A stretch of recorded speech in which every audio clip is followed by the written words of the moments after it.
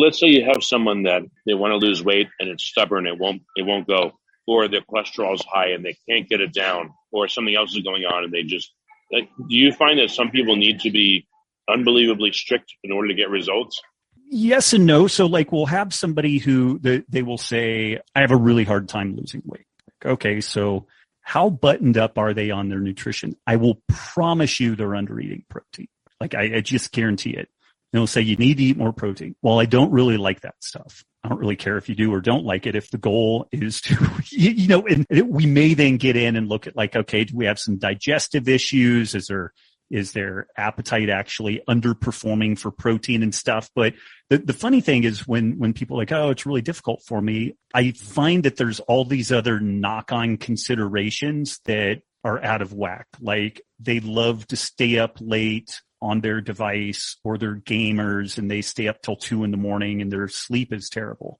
It's incredibly hard, if not impossible, to get somebody to lean out when their sleep is disordered. So, it's like, is it really hard for them to lose weight, or is is the totality of their diet and lifestyle a disaster? And they just, if they're going to get anywhere near, getting to something that's going to work for them, it's just, it's going to be a bigger move than somebody who is closer to that. I don't know if this analogy works perfectly, but if somebody is wanting to make or save $1 million, but they earn $100,000 a year, but they spend $120,000 per year, that's not going to work. Like they're going to be bankrupt at some point. And I think people, get that analogy. So at some point you've got to align everything such that you're not bankrupting yourself, financially. And this is true with like health and performance-based stuff. Now, all that said, somebody who's young and active and well rested and all that stuff, like it's definitely going to be an easier process for them to lean out versus somebody who is older and more sedentary. Like I'm almost 50. I'll be 50 in January, and I'm reasonably lean, but I have to watch things a little bit closer than what I did in the past. And the main thing is just that my life has gotten more and more sedentary, even though I work out and go to jujitsu and stuff like that. Like just my work demands are such that I don't really like hike as much as I did. I don't run around and play as much as I did.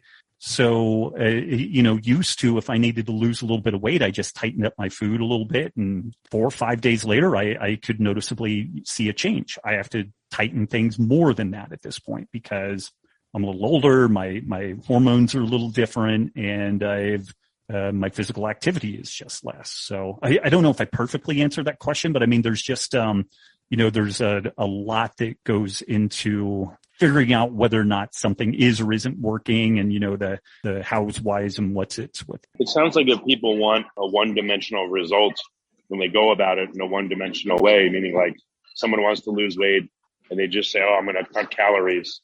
It doesn't work. It sounds like this has to be multifactorial, both in the results you're looking for and in the way you go about it. In general, yes. I mean, if the person says, I want to lose weight, and they just cut calories, that will work, assuming they continue to do it, but if they cut calories extremely, then it's going to become more difficult to adhere to it. If they cut calories too vigorously, they're going to sleep poorer. And then when you have poor sleep, the insulin resistance, kind of metabolic dysfunction from poor sleep, feeds into making that process worse. If we have this person in the equivalent of a prison camp, like a metabolic ward prison camp, and we force them to eat less food, they're going to lose weight. But it's from a sustainability perspective, people living out in the, free living world for the most part and needing to make decisions, then you have to figure out a strategy that works. And there's usually multiple factors that we have to consider with that. Sometimes not. Some people are like, and this is where like some of the simple heuristics that I've found.